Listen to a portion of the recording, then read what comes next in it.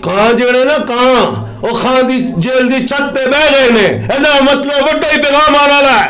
ए भी ज़हन च रखी जी। आप कह रहे हैं कि कव्वे जो हैं वो इमरान खान जहां पे कैद हैं अटक जेल के अंदर, उस अटक जेल की छत के ऊपर बैग गए है सोने वड्डा ही कोई मेहमान का कोई पैगाम आना लाए। मामला तो ये सिर्फ 5 मिनट का है, 5 मिनट से ज्यादा की ये बहस नहीं है।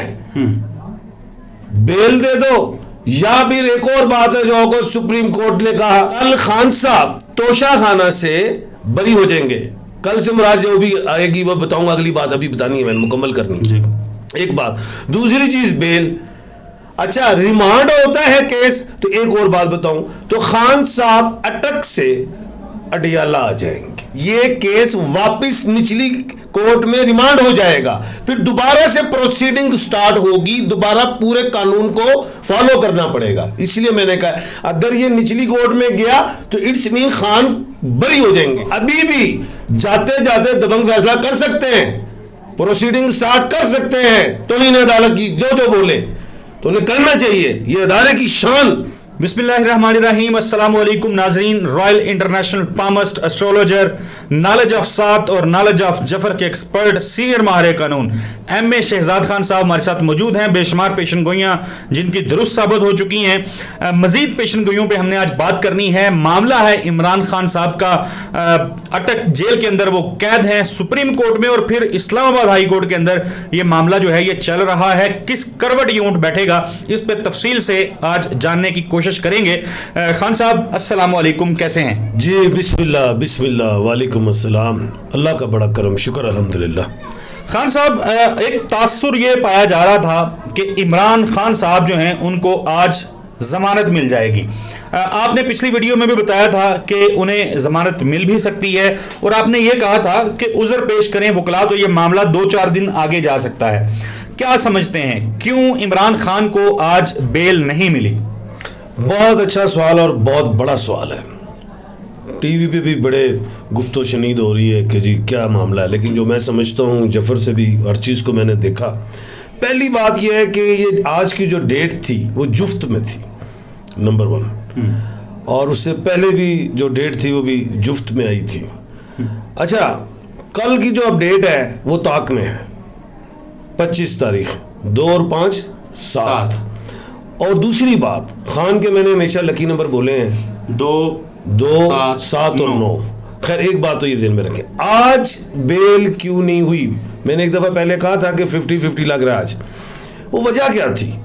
कल की जो प्रोसीडिंग हुई थी सुप्रीम कोर्ट ऑफ पाकिस्तान में, उस चीज़ का जो हमारे इस्लामाबाद हाई कोर्ट के चीफ जस्टिस साहब हैं उन्होंने इसको थोड़ा लटका दिया, उस प्रोसीडिंग की वजह से। अच्छा, की वजह से लटका दिया, एक बात। दूसरी चीज, सुप्रीम कोर्ट इस्लामाबाद भी बब्बर शेर है, ऑनरेबल चीफ जस्टिस है, एक बात। दूसरी बात, अब कल क्या होने जा रहा है जी?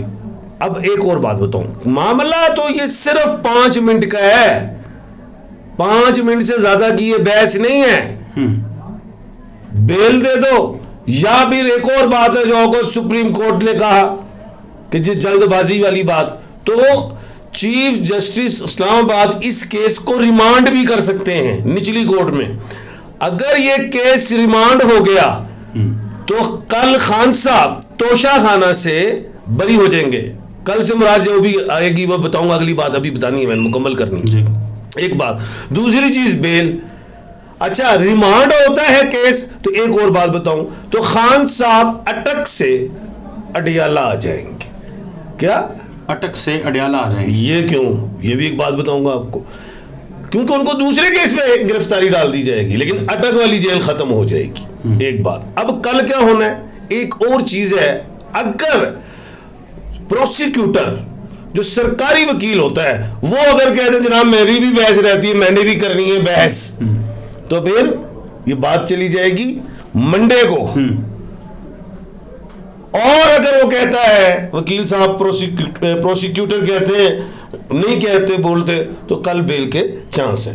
खान साहब का मामला लटका सिर्फ इसलिए कि अगस्त सुप्रीम कोर्ट की जो प्रोसीडिंग थी ये वो उसका एक गुस्सा है।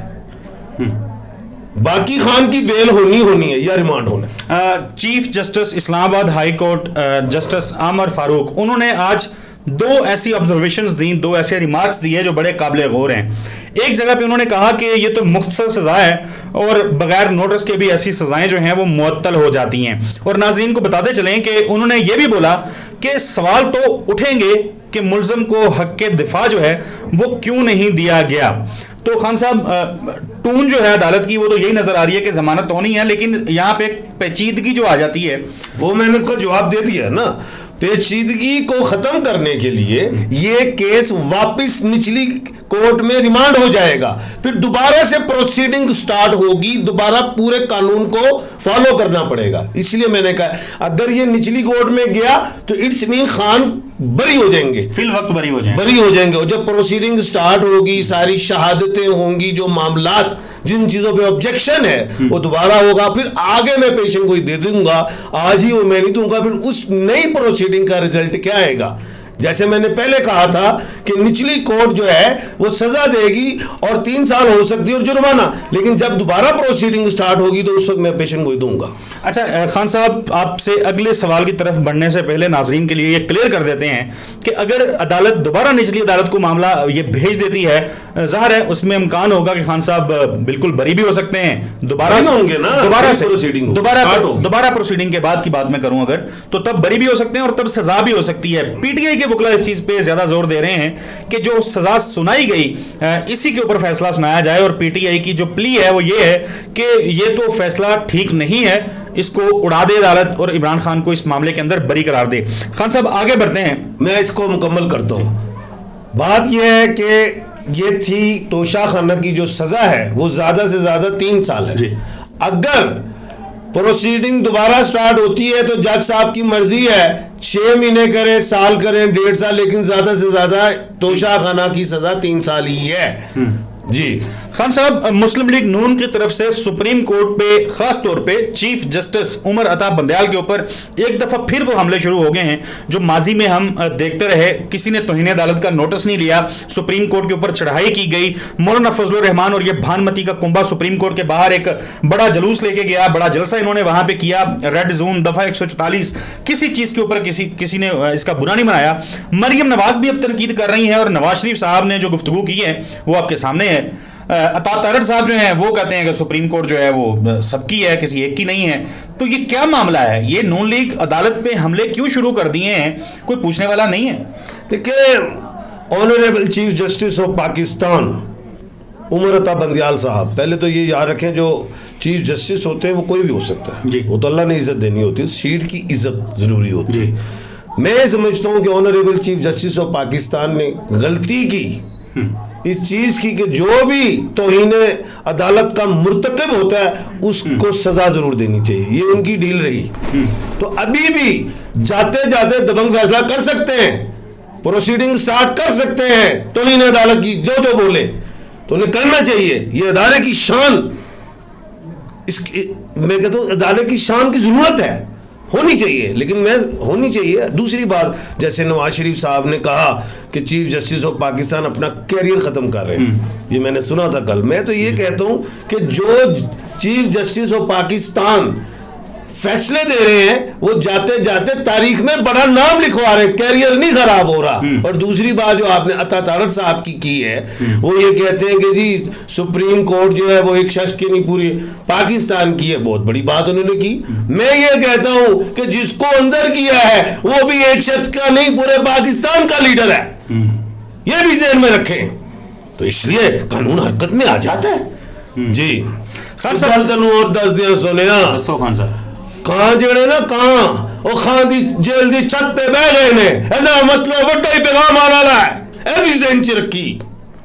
जी आप कह रहे हैं कि कव्वे जो हैं वो इमरान खान जहां पे कैद हैं अटक जेल के अंदर, उस अटक जेल की छत के ऊपर बैठ गए हैं सोने, ਵੱਡਾ ही कोई मेहमान का कोई पैगाम आना लाए।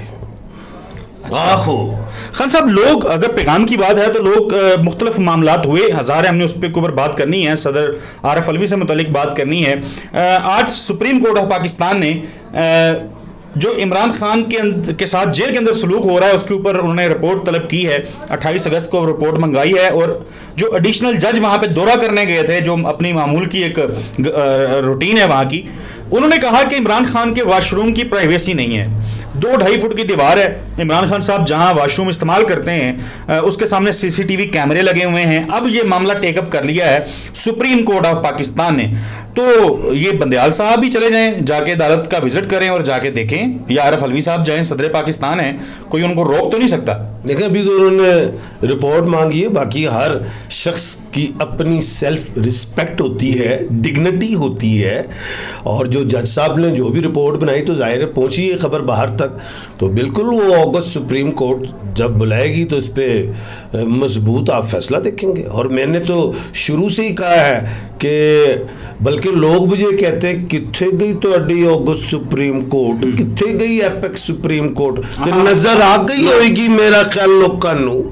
तो खैर दबंग फैसले आनगे ते वेखोगे तुसी। एक बात और बता दूं, एक पेशन गोई मैंने की थी कि नवाज शरीफ साहब अब नजर नहीं आ रहे, मुझे थर्मामीटर चेक होगा, तो मेरे ख्याल से आज भी किसी ने कहा जी सितंबर में नहीं आ रहे। याद है ये बात? जी जी। तो बात यह है कि नवाज शरीफ साहब बाहर से बैठ के बयान देते हैं, इधर आना चाहिए, बयान उनको बयान देने चाहिए।